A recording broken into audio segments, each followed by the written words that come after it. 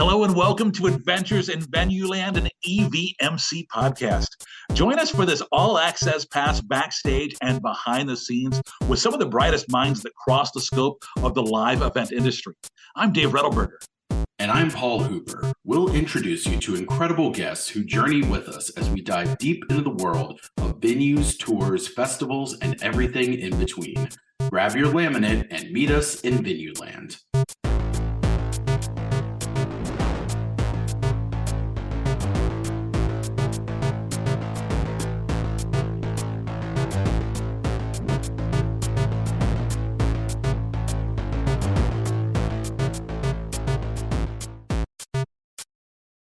On today's adventure, we're heading for the very first time to Nebraska. We're going to talk with the guy who runs one of the Midwest's premier arenas and convention centers, plus Charles Schwab Field.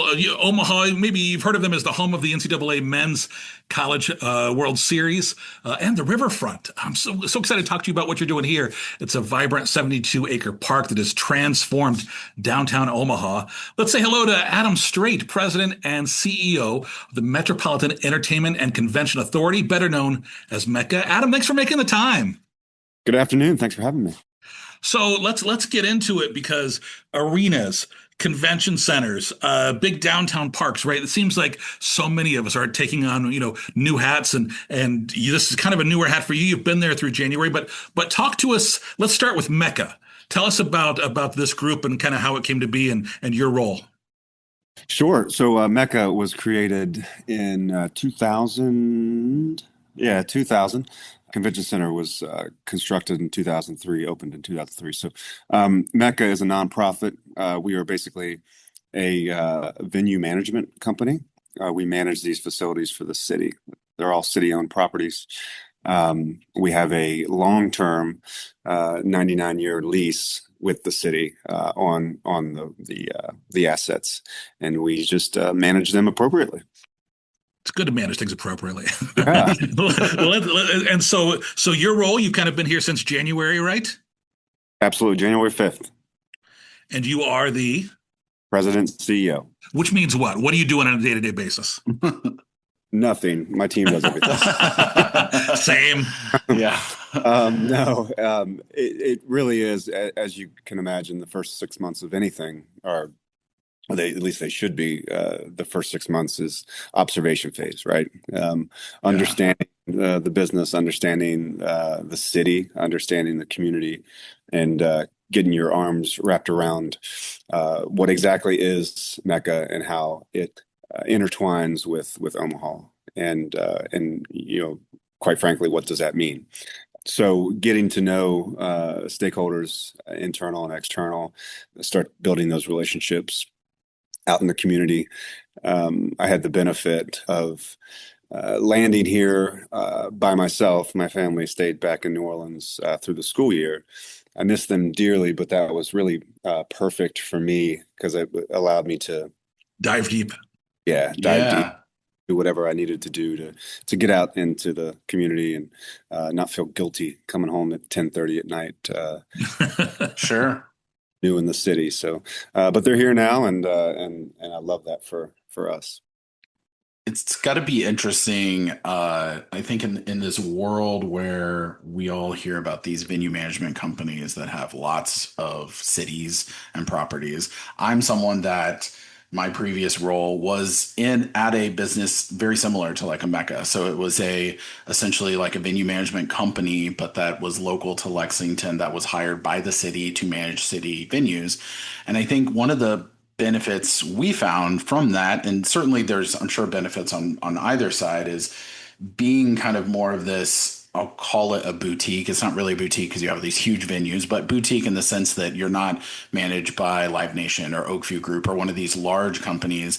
It sometimes gives you a little more flexibility, and it kind of, it gives you, you're not having to, be constrained by maybe all these different markets. You're kind of a little more localized in a great way. And is that something you're kind of finding out, and that you're being this kind of locally managed company, it maybe lets you, make those connections locally a little easier because people don't feel like your corporate, office is somewhere out of state, Absolutely. And a lot of those those management companies that we're all familiar with have regional VPs that travel for every day of their existence, and it allows us to embed ourselves into the community and not jump from one community to the next. So you're spot on.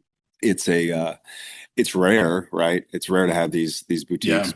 But once they're developed, and once the creation becomes reality and you're successful, you start to grow. And Mecca's a great example of that. We started, of course, with the convention center and the arena. That was a great model back in 2003. And then in 2011, Charles Schwab came on into our portfolio. So didn't have to recreate the wheel. It was again, Mecca was already there and proven to be successful. So it just made perfect sense to add the baseball stadium to the mix. And then most recently, going on almost 5 years now, the riverfront that was added to our portfolio as well. So all that to say, once you have something, boutique or not, that fits the model and it fits well within the community, really sky's the limit. So who knows what the future holds? Hopefully, more profit. Yeah, Yeah. amen. You mentioned moving from Louisiana and then being here, kind of diving in the last 6 months, learning. What surprised you the most about Mecca and Nebraska? Well, having never been to Nebraska prior to this opportunity, just the perception really of Nebraska. My wife and I flew in for the interview, and we were like little kids staring out the window. Didn't think that we were landing in Nebraska. It's like, that can't be Nebraska down there. There are tall buildings, there are hills, they call them bluffs here, but still, there's topography. It's a really cool niche spot in what others perceive. Well, it is the exact middle of America, but it's not just corn in fields. You certainly get that out west, but Omaha is a unique city that I think everyone should get the chance to explore. We certainly did, and we fell in love with it right from the start. In the community, I mean, the community that has been built around this city, I just can't compare it to anything that I've ever been associated with. The amount of resources that you have, and the ability to tap those resources and really get things done is just unmatched, really. When I was researching what you guys were doing out there in Nebraska, the CHI Health Center, just what a gorgeous building, right? So talk to us about, for somebody who's never seen the building, what it's like, because I know it's kind of on the forefront of being a truly integrated arena convention center with the arena floor connects directly to nearly 200,000 feet of exhibit space. What a great opportunity. So talk to me a little about the building and where it's at in the community in 2026. Yeah, so I really consider it a campus, right? We have all these assets right next to each other, and it could be a championship campus with the College World Series across the street. But the uniqueness of having that arena attached to the convention center is a huge selling point.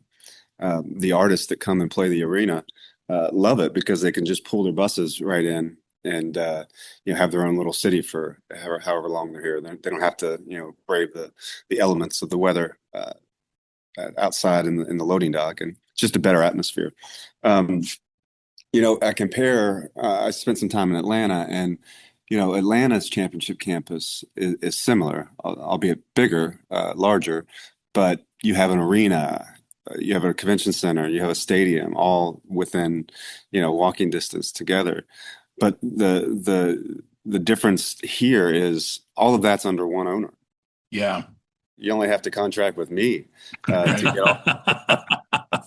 So it cuts all the red tape and allows us to be really creative in the events that we do host.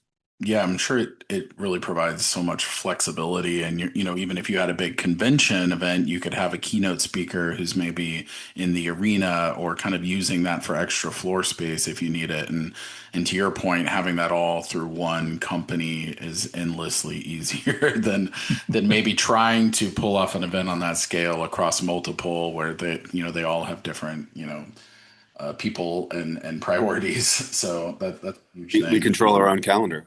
Yeah. So we're booking these events. We understand what's available and what might not be.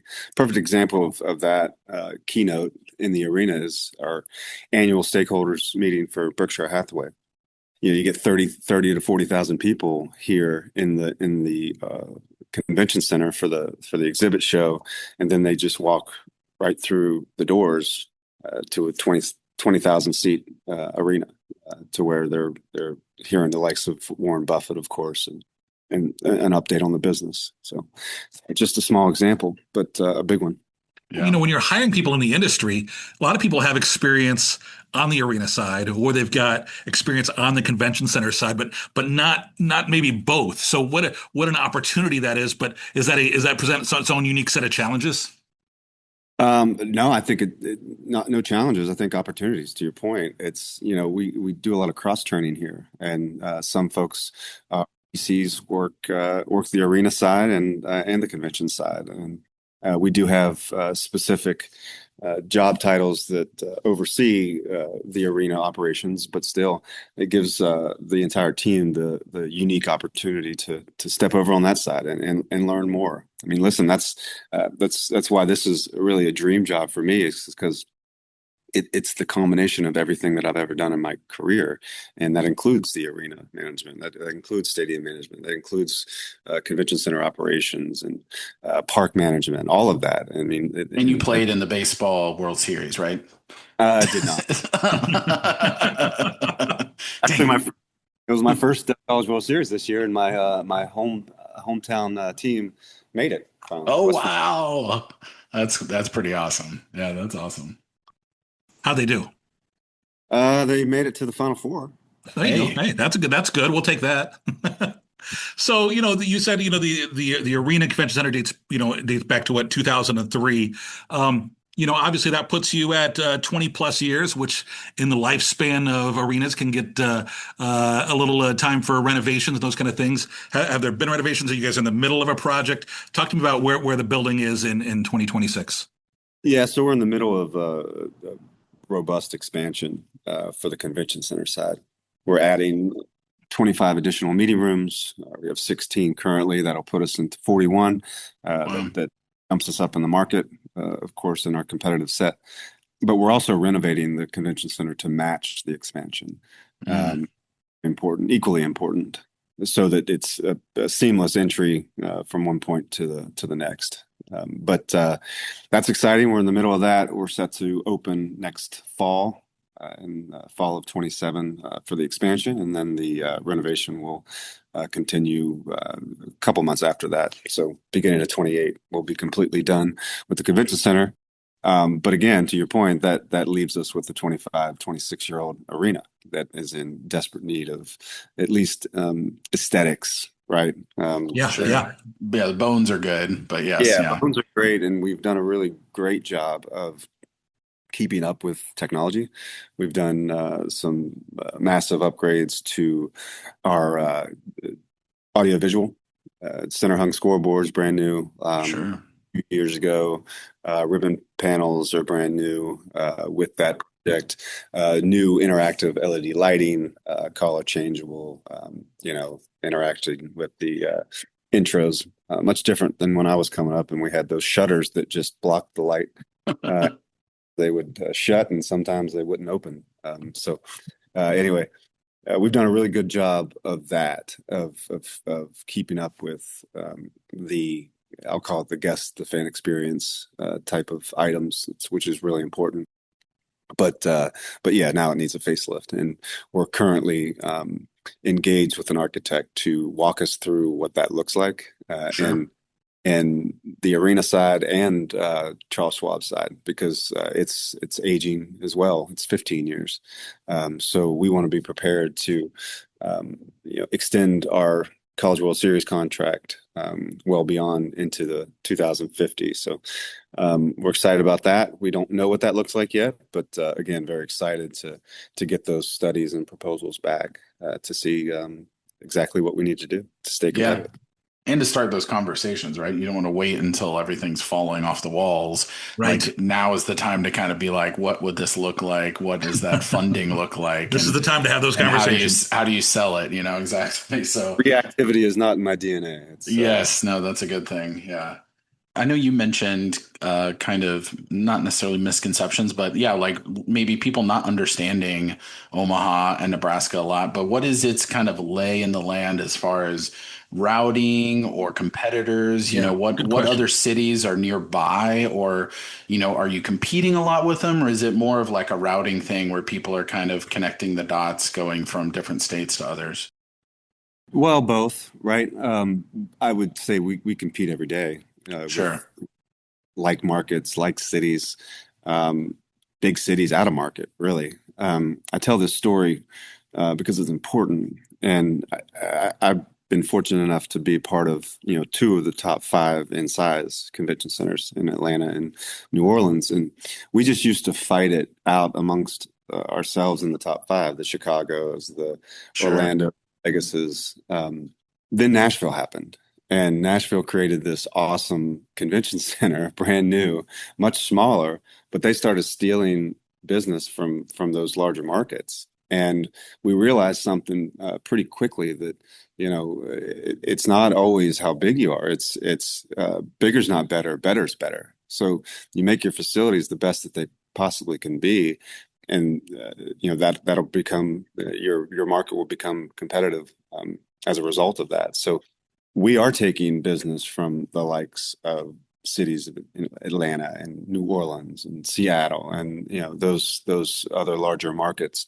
Not the larger shows necessarily, because there's again only a handful of centers that can handle a million plus square feet in exhibit space.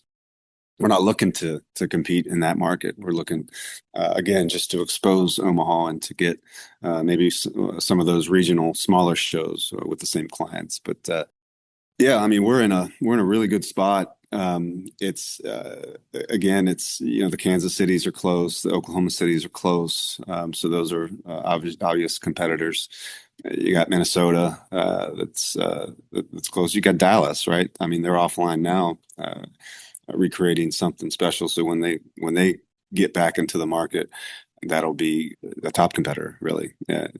Really, every city in Texas. It's amazing that the investment they're making in the yeah. convention side of the business. Specifically, I think $9 billion across 3 or 4 cities. But they're so far south. You guys are right in the middle. That's your angle. You know, you gotta The middle of America. who's more centrally located, right? Like, yeah, that's great, but then you have to go down to Texas. And you mentioned routing too. I mean, I know what you were saying, but we are getting a brand new airport terminal.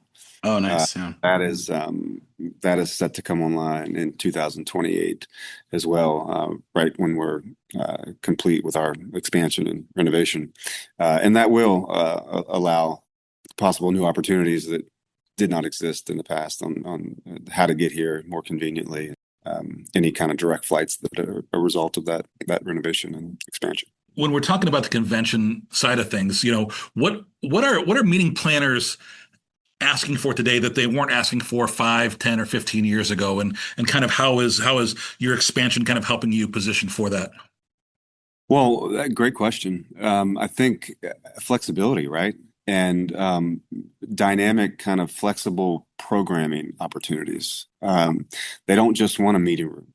They want a meeting room that's outfitted with the best technology, the best lighting, the best FF&E, right? It's not just a concrete box anymore. Right. That's some because they can decorate it or program it as they need. But if you're doing half that for them, it cuts down on their investment as well. So creating those open spaces, pre-function areas are very important because they've Yeah. become the second show floor, I think. A Sure. lot connectivity is out where people are navigating from one meeting room to the next, and then they could program that as they seem fit. But I think that from my perspective, what we're hearing from our clients is just the amount of flexible space is very important. We're not currently expanding our exhibit floor, but we'll have to in the future. So we've really focused on the pre-function and meeting spaces at this point, but we do have space to expand our exhibit floor as we see fit in the future. Let's hop literally. I think you said across the street, but explain to us Charles Schwab Field and its position in relation to the Arena Convention Center. It's literally in our parking lot across the street. I can throw a baseball, or at least I could at a younger. If I stretch you out can really catch well. a baseball if someone else hit it, right? Yeah.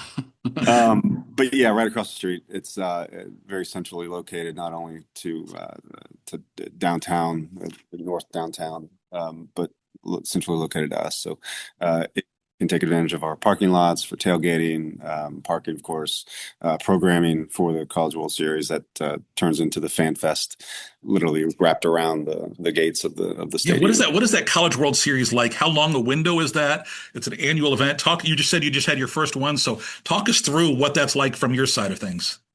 Well, I'll tell you from experience. Well, first experience, it is a marathon, not a sprint. Yeah, I bet. Yeah. I still have to look at my phone and see what day it is because it's just kind of running all together. But it's a 12-day event, 11 to 12-day event with 2 possible days off in the middle, and we did have those 2 possible days off. We decided to host a concert at the arena on one of those days. So, of course, yeah, right. Well done. Yes. But booking's everybody's favorite that week, yeah.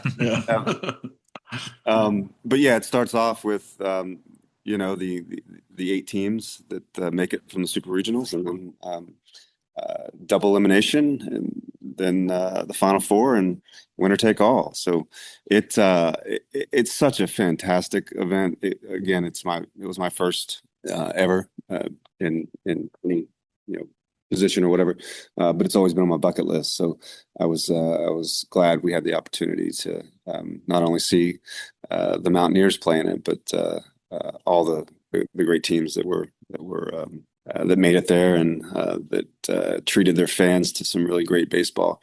I always say that this might be our last true championship in the spirit of tradition, because when you look out into the stands, it's families, and it's real true fans that drop everything and travel to Omaha for those 12 days, hopefully 12 days.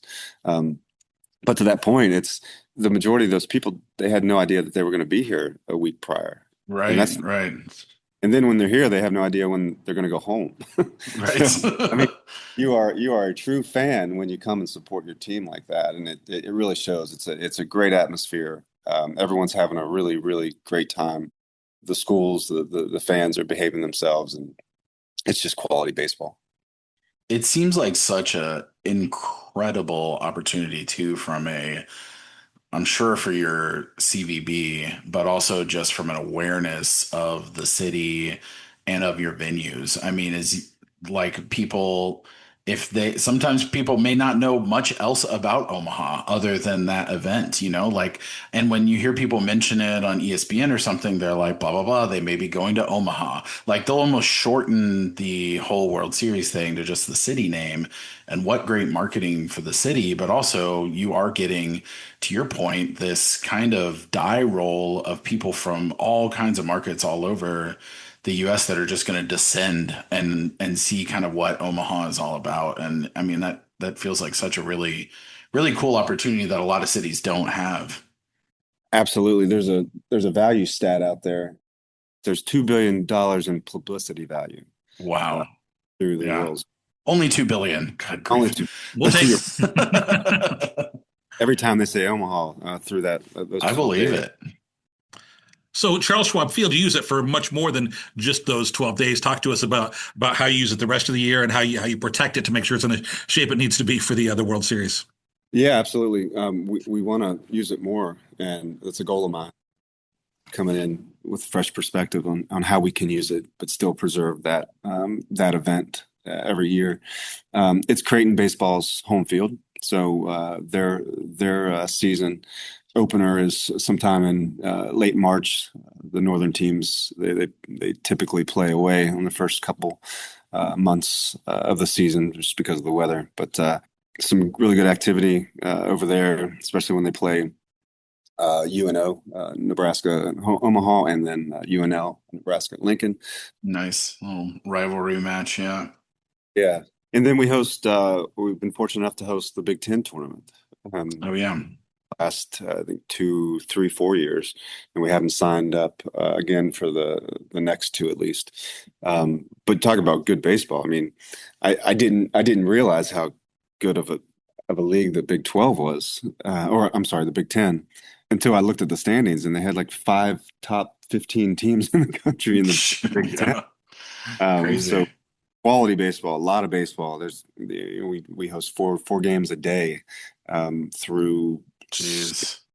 5 days, 4 days. Yeah, Wow. 4 games a day, 4 days in a row. You can imagine at that time of the year, the weather has to cooperate for that Sure. all to No work. pressure. Yeah. That was one thing in charge of this year in the College World Series was the weather. I'm told it was fantastically beautiful. You brought And that. You take credit for that.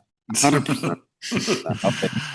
Is it something I'm sure you all probably, or I don't know if you've had the opportunity to do this yet, but certainly we're seeing more stadium concerts and stuff going around. So I don't know if that's something that you all are thinking or eyeing, or if you've dabbled in it a little bit, but I wonder if that's kind of, yeah. Yeah, we are, and we have. We've dabbled. And the last concert, I believe, was Pink, and it sold out, but Oh, it was yeah. at 150 degrees. I hear. It was in the summertime, and just everyone had a great time, but it was just brutally hot.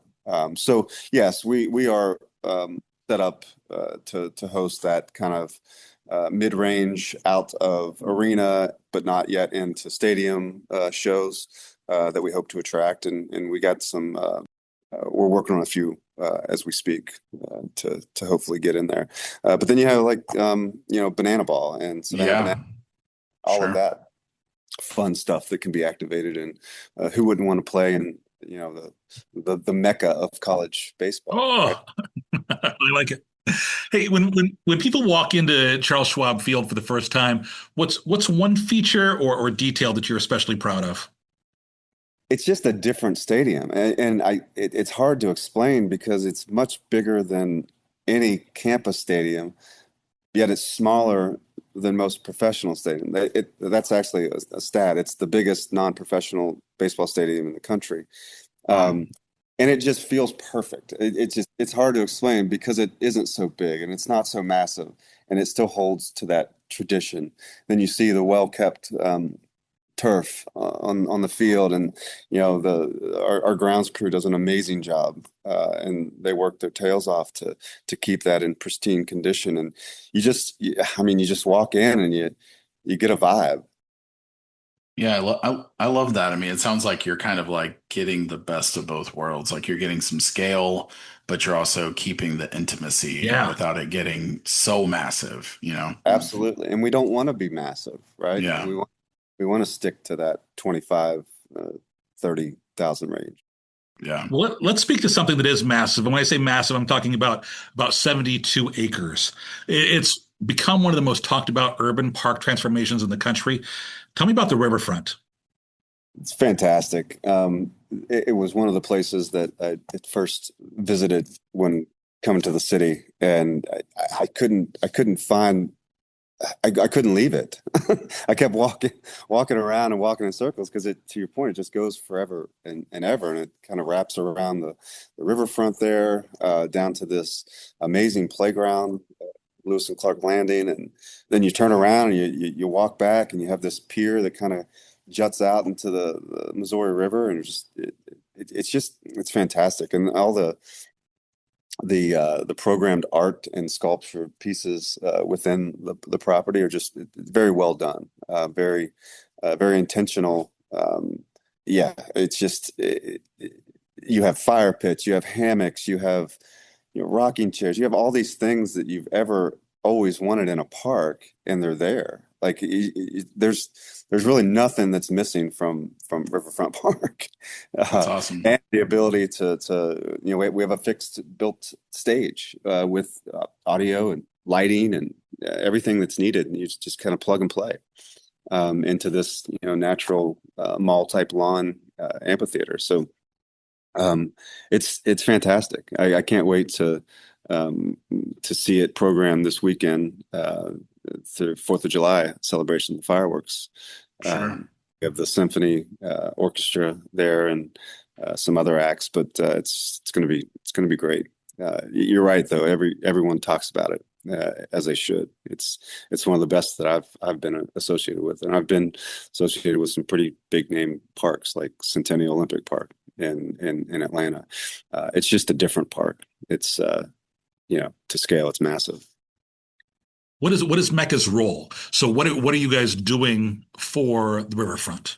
Everything, managing, operating, booking, all of it. It's day-to-day operations. We're housed over there, right in the middle of it, and yeah, we maintain it daily. We staff it with our own private security. Yeah, everything from reaching out to vendors, setting up festivals, booking acts, everything. A whole different beast than Yeah. the baseball park or the convention center or the arena. You got a lot going on. How are you people that work on all three and in all the venues, or is it like you have your own dedicated park staff? You're stressing Dave out, is what he's Yeah, I saying. really, because I'm just like, how are you doing it, Come on, Dave, you slacker. No, I can do the arenas, but also it gets into park management. Now I'm in an area where Hey, I'm just, right. park So management's awesome. talk to me about Yeah. figuring this stuff out. yeah, so we have our own dedicated staff for all three venues, parks specific, stadium specific, and then the arena convention center. But to my earlier point, we all help each other out. So it's not rare to see, off season, some of our staff go to other assets and chip in to help. It's all one Mecca team. We just have different assets that we manage on the day to day. It's fun though, man. It's fun to get out and just walk around town, especially on a really nice spring day. Oh yeah. You're talking to a park person here. I'm a recovering arena person and now in Parkland, and events in parks are special. I mean, they're special everywhere, but it's really cool to be outside. Yeah, especially parks by the river. Yeah. And Yeah. and just it's just something about water and nature and green space being right next to each other that kind of as a natural mind cleanser. Yeah. And you can still put on these huge concerts and orchestras and everything. But you're right, there's something special about kind of being out in the touching grass, as the kids say. Touch grass.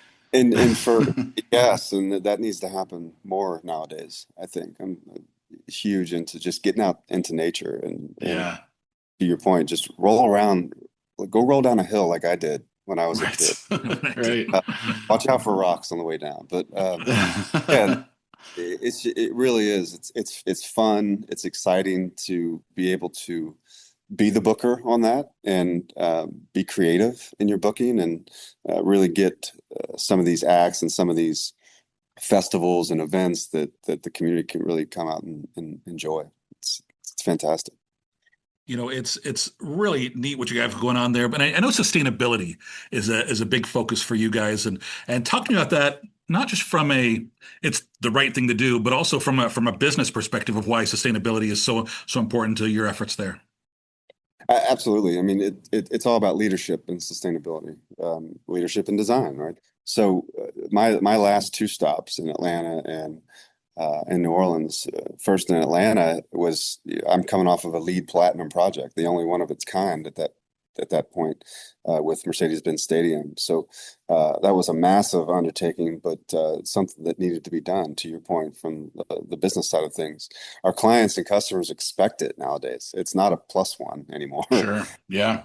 It's expected, and we should do it, right? Not just because it's the right thing to do, but because it's it's helpful for and benefits all of us. Just again, from a leadership standpoint of saying, "Hey, I'm going to be that leader in this space, and I want the community to come follow our lead." That's what I had to do in New Orleans, because coming off of a platinum project in Atlanta, going to New Orleans, where they just purchased recycling containers like a month before, Right. didn't really have a program. So I knew it was important. That was my first hire, was to hire a director of sustainability there. And, a year later, we're LEED Gold in existing buildings. And if you would have asked me if that was possible the first day I walked in, I would have thought we might be able to achieve just LEED. Right. But Right. putting a gold after that, it's incredible. And what an opportunity too, to your point, these venues are such beacons in their communities that usually if people are like, oh, if this arena can do it, Yeah, then I can do it with my business over here. absolutely. That fueled others to do just that. And again, we were saying, hey, we're putting a flag in the ground and saying we're going to be leaders in this LEED initiative. Let us help you with your processes and systems, so that you can join us in that effort, and it be community wide. So a number of properties got their certification after we did, because of that. And that's heartwarming, because it's rising tide, right? Floats all boats. Yeah. Uh, that's the beauty of leadership. Adam, you mentioned your time in, New Orleans and of course in Atlanta. How'd you break into this industry? Oh, wow. So I started in this industry 26 years ago now, as an electrician at Really? the University of Maryland. Spent some time in the Coast Guard after high school, while I was waiting for school. In the Coast Guard, they allowed you to what they called striking. It's basically on-the-job training. It was Coast Guard so small, 35,000 people in the entire Coast Guard. To put that in perspective, there's over 45,000 in the NYPD. So Yeah. very small. They want you to be able to do a lot of things, a lot of different things. So I had a really good relationship with the chief electrician on the boat. And I said, teach me everything you know, or at least to be dangerous. And he did. And I was able to get out with a trade, kind of forward thinking. I'm probably not going to be a lifeguard my entire career, although I question that. Might have been a better lifestyle. Sometimes. Some days. Yeah, some days. See But more water.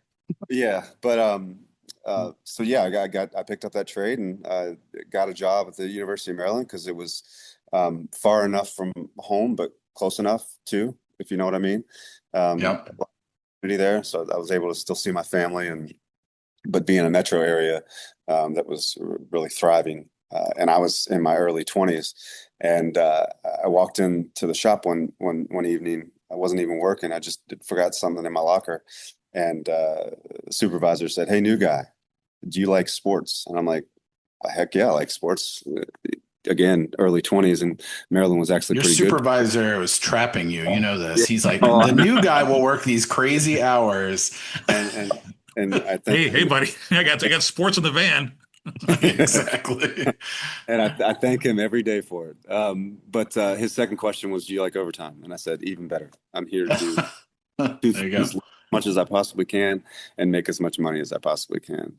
I had no restrictions at that point, so I literally was working like 80, 90 hours a week, hopping from like baseball to softball to field hockey to women's lacrosse to football. Like just Maryland had a slogan at that time. It said 27 sports, one team, and I used to say 27 sports, one atom, because I was working every single event. And sometimes, most times, by myself, just willing to put in the work, and that's what it took. And listen, that's what got me to learn the different parts of this business and hospitality. It was not just being a commercial electrician or residential electrician. It taught me how to set up press conferences. It taught me how to work on scoreboards. It taught me how to, fix bleacher seating. The skies really were the limit. And me just being that one person that wanted to put the work in was fantastic. It just gave me that opportunity. Well, we are just about out of time, but before I wrap things up, I want to hit you with our fast five. It's just 5 quick questions, looking for your short, immediate response. First up, what was your very first concert? John Mellencamp. John Cougar. John Cougar, yeah. Do you have a favorite concert? Oh man, I've been a part of so many. I'll probably get killed for saying this, but Taylor Swift she's got to be up there. Yeah. There's no judgment. No judgment here. What do you miss most about New Orleans?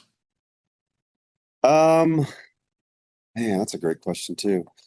The community. We had a really strong community around our kids' school, and we did a lot of things together, and it was a very strong community. So I miss that. The gumbo. Well, I can still make my gumbo. And there you go. What do you love most about Omaha?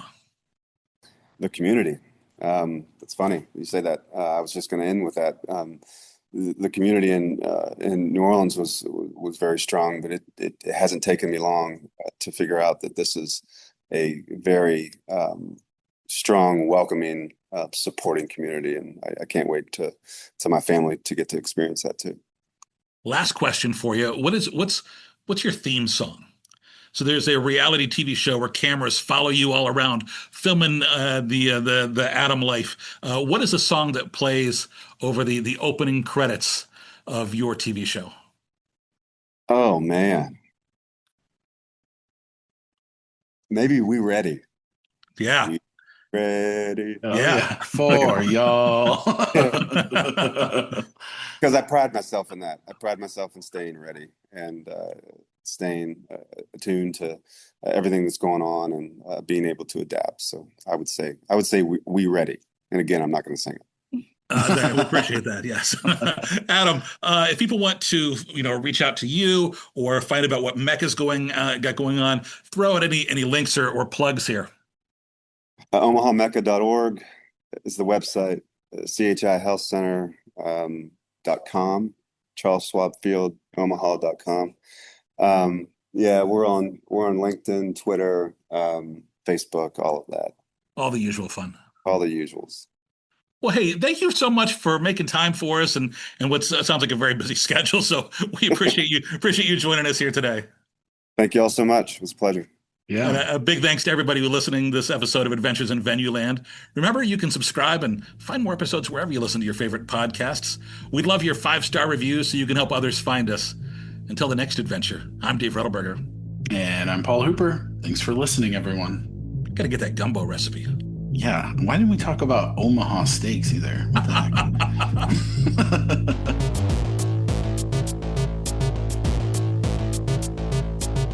Adventures in Venueland is a side project of the Event and Venue Marketing Conference, a marketing conference that brings together diversified event and venue professionals to cultivate education, collaboration, and innovation for the growing sports and live entertainment industry.